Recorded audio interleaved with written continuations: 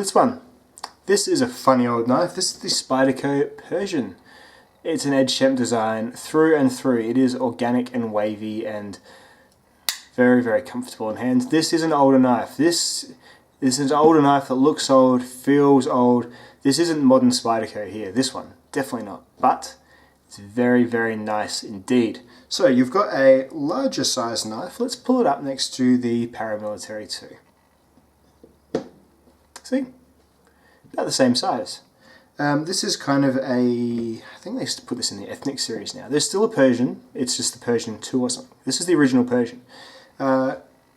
It's got the micarta handles, very Almar-esque. This whole knife could be very, I mean, he's obviously, whether he's seen a few Almar knives that look a bit like this.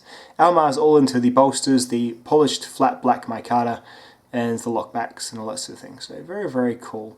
And again, like the other earlier Japanese Spydercos that I've shown off, which are the Kiwi and the Goppa, really, really smooth, nice operating lockbacks. None of that sort of rapid walk and talkiness that you get.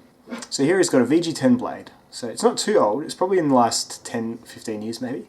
This one here, it's got some stainless steel bolster right at the top here. It's a heavier knife. So let's look at it on the weight, let's look on the scales. It is it's 150 grams. So that's, 2 and a bit delicas. It's 50% heavier than the PM2. So, it's not a ultra light knife by any stretch. It's a good thick, capable blade. And this would be a very good hard user knife. You can choke up there, put your finger over the top there. Not too comfortable when you're also pinching behind the spider hole, but in its standard style grip, it fills the hand very, very well. It's kind of got that parrot's beak at the back. Probably is designed mainly for combat. Would be a good hunting knife. It's got that trailing point, that gutting capability. But it's still just a folding knife. You're probably going to use something more traditional, like a Buck 110 or a folding sheath knife for those sorts of tasks. But it is what it is. To me, it's a bit of an oddity. I probably would never buy this knife.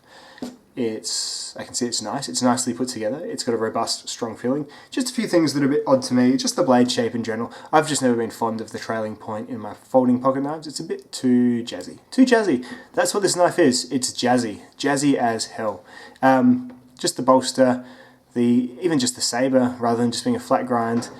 Just that nice micarta handle. And the pocket clip, it's good. It's got that weird 3 goes around the eyelet there.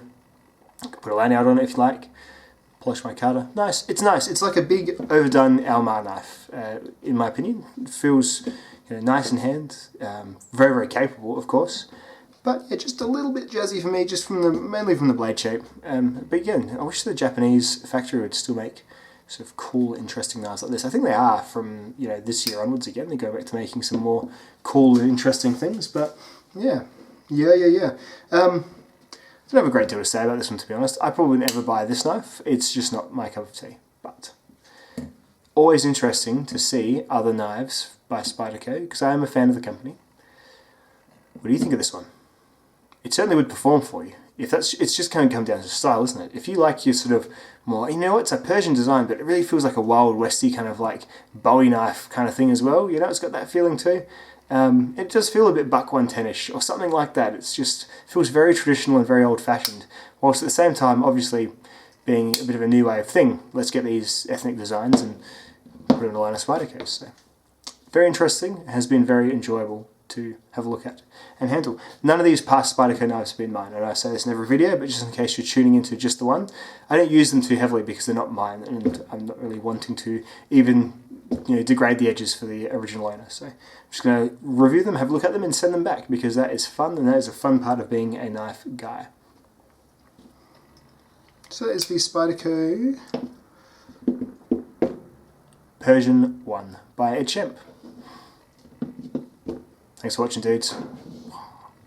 I'll see you later.